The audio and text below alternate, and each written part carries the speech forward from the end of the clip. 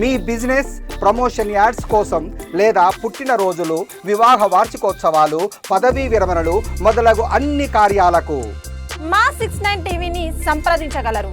YCP నాయకులు కల్తీ మద్యం మెడికల్ కాలేజీ ప్రైవేటీకరణపై దుష్ప్రచారం చేస్తున్నారని ఎమ్మెల్యే గౌరు చరితారెడ్డి మండిపడ్డారు. తమ అవినీతి అక్రమాలను ఎదుటివారిపై నెట్టడంలో జగన్ పీహెచ్డీ చేశాడని, కూటమి ప్రభుత్వంలో ప్రజారంజక పాలన చూసి ఓర్వలేక వైసీపీ బురద జల్లే రాజకీయాలకు దారితీసిందని ఎమ్మెల్యే విమర్శించారు. కల్తీ మద్యంలోని వాస్తవాలు బయటకు తీసేందుకు 4 ఐపీఎస్లతో కూడిన సీట్ ఏర్పాటు చేయడం జరిగిందని, మెడికల్ కాలేజీలపై వైసీపీకి ప్రశ్నించే హక్కు లేదని పేర్కొన్నారు. గత వారం రోజులుగా కల్తీ మద్యం గురించి వింటూ ఉన్నాం. గత పాలకుల అవినీతి, అరాచకాలు, వాళ్ళు చేసిన పాపాలను ఎదుటి వాళ్ళలో మోపడంలో వాళ్ళు పీహెచ్డీ చేస్తున్నారు వైసీపీ నాయకులు. ఎందుకంటే గత ప్రభుత్వంలో వాళ్ళు మద్యం లిక్కర్ ద్వారానే 3,500 కోట్లు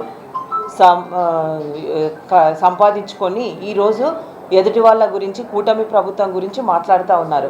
వాళ్లకు కూటమి ప్రభుత్వం గురించి ఓర్చుకోలేక ఎప్పుడూ దీనిపైనే ఆరోపణలు చేస్తూ ఉన్నారు. మేము ఒక్కటే తెలియజేస్తూ ఉన్నాం, గతంలో మీరు చూశారు కల్తీ మద్యమం దాగి రాష్ట్ర వ్యాప్తంగా దాదాపు 30 లక్షల మంది అనారోగ్య పాలయ్యారు. 30,000 మంది చనిపోవడం జరిగింది రాష్ట్ర వ్యాప్తంగా కల్తీ మద్యం ద్వారా.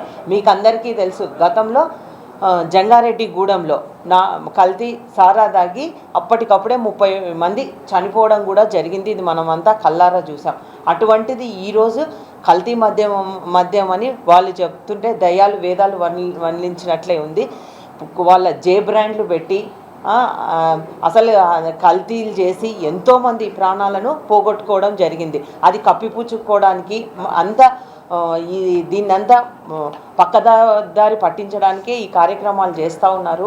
అందుకే వీళ్ళు ఎవరైతే కల్తీ మద్యం అమ్ముతున్నారో ఆయన ఆల్రెడీ వైసీపీ పార్టీ నుంచి టీడీపీ పార్టీలోకి చేరిన జయచంద్రారెడ్డి అయితేనేమి, సురేంద్ర నాయుడు అయితేనేమి, ఇది ఎప్పుడైతే మన గౌరవ ముఖ్యమంత్రి గారి దృష్టికి వచ్చిందో ఆయన వెంటనే ఆదేశాలు ఇవ్వడం జరిగింది. దానిపైన ఆయనను పార్టీ నుంచి సస్పెండ్ చేయడం జరిగింది. అలాగే అరెస్ట్ చేయమని చెప్పడం, కేసు పెట్టడం జరిగింది.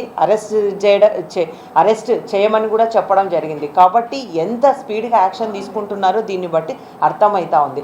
ఇదే వైసీపీ పాలనలో ఇప్పుడు అంతా పెద్ద పెద్ద నాయకులు,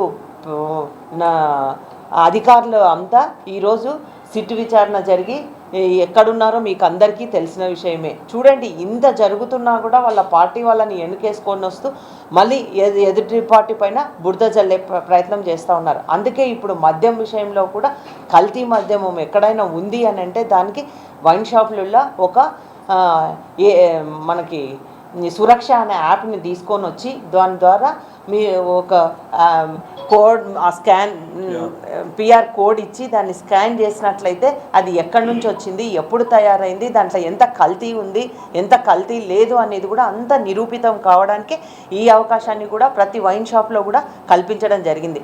ఇందాక పురుషోత్తం అన్న చెప్పినట్లు గతంలో వైన్ షాపులు మన కర్నూలు జిల్లాలోనే ఎంతమంది నకిలీ మద్యం దాగి ఎంతమంది ప్రాణాలు కోల్పోయినది తెలిసిందే. ముఖ్యంగా మన వైన్ షాపులు జరగక అందరు తెలంగాణకు పోయి